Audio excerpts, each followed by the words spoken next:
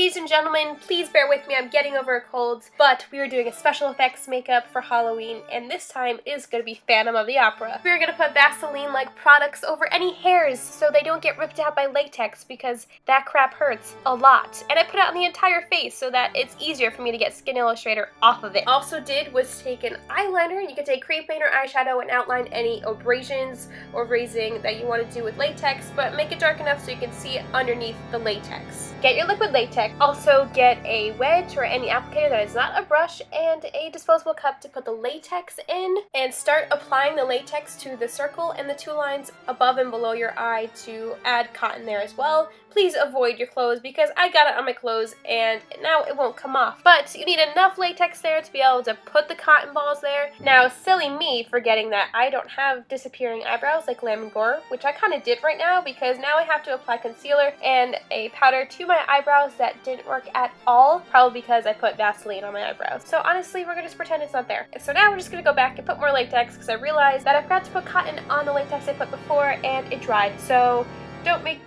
make sure it doesn't dry because then you have to redo it and then it makes your face kind of like stiff and harder to work with. Put pieces of latex and cotton on the crater so that you can get the kind of roundness on the crater and scarring and healing as well. Now, I did this a few times and it took me a little while, but I only put a small bit and I really wish I put more to make it look like a brow bone, but this was me trying my best. Just keep applying more latex on top of the cotton and let it dry. It'll go to a yellowy color when it does dry and it won't be tacky. Now take a palette knife or anything with a flat edge that you can't hurt yourself with, like I almost did, and just kind of work out the latex and cotton mixture.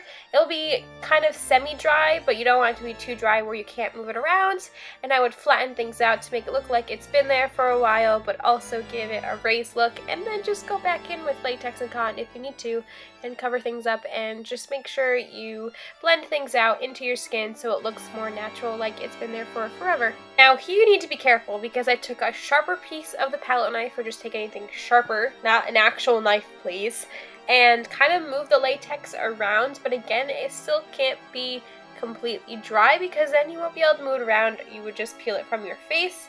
But I did it to add maybe like bumps, and then I just added more latex to my actual face to protect it and to help blend it out more because it wasn't too blended out. Then I took a foundation brush and foundation and put it over the dried pieces of cotton and latex and matched it with my skin because it was there for him for a while since he was a kid, I believe.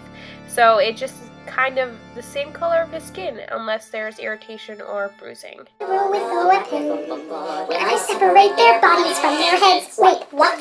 You ever held the entrails of an English guy or bit the beating hearts of Spanish men? Could you shoot a furrow in some French guy's eyes? You paint with the red colors in this. Now I'm using Skin Illustrator Zombie Palette that you have to activate with 99% alcohol, but do not put it by your eye because it's not fun, so don't get it in your eye please. But yeah, just kind of put it on your face and then I use my fingers to pat it out and to dilute it. This part I kind of wish I didn't do, but you can do this because he does have bruising on his face and underneath it as well. Just know that if you apply more alcohol to the color, it will be a lighter color, and just pat it out to blend it in more, which is basically all I'm doing for like 10 minutes. Like I said before, with Skin Illustrator, you can use more alcohol to dilute it, but I use rice paper for the color to add the color back to my skin and get rid of the other colors. Again, it was irritated for his as well, so you can have it a little red like I do, and just kind of go with it.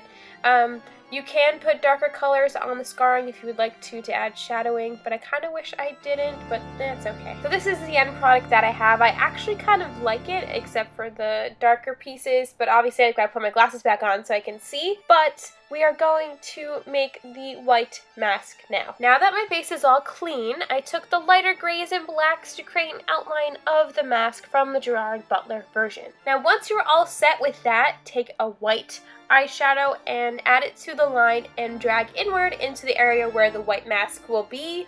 so that the line isn't so harsh. Now get a white cream paint and put it on basically anything that you can use. Get a brush and use it against the line you just made to keep that line crisp and mask light. What I forgot to mention before is that you want to make sure you put a circle around the eye and on the eyebrow to make sure that you can still see through this mask, because his eye wasn't fully covered. Now just fill it in as much as you want. You can have it as opaque or thick as you want, and just crisp up the lines and just make sure they're kind of straight, so it makes like you're looking like you're wearing a mask, because you are technically. After the cream paint, this is what you can leave it with, which is kind of cool and looks kind of like cartoony, which I like. Or you can try not to scratch your nose because it itches. So what you could actually do is add shadowing if you would like, but you need to make a lot of angry faces, so please don't mind all my weird snarly faces, and just add shadows in your creases. And just, I kept going back to the picture that I had just to make it more realistic, and you want to put one especially at the top brow bone, the only brow bone on that side, and put darkness there because he doesn't have one there, and you just what you could also do is add the darker grays and a mix of black into around the eye, just so to give a shadow that you have a mask above your eye or around your eye, and also add a darker gray black mix on the outside of the mask where you had the lines before. It's okay if it's a little messy, because after you just want to blend it out into the skin to make it look like shadows. Now that is the end, the finished product. I hope it looks okay. I hope I did a justice. Obviously it's not as good, but I'm always going to have my glasses and put my bangs back because he had a wig piece too, because his hair was ruined in that area, so why not? But I hope you guys enjoyed. This is one of the 4 and probably more special effects makeup for Halloween. I hope you enjoyed. I will see you guys later. You guys have a great week, and goodbye.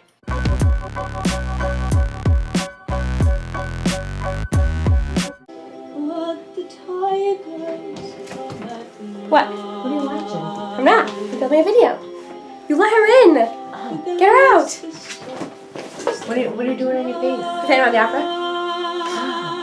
Get her out. Come on. Come on. Can I watch? No.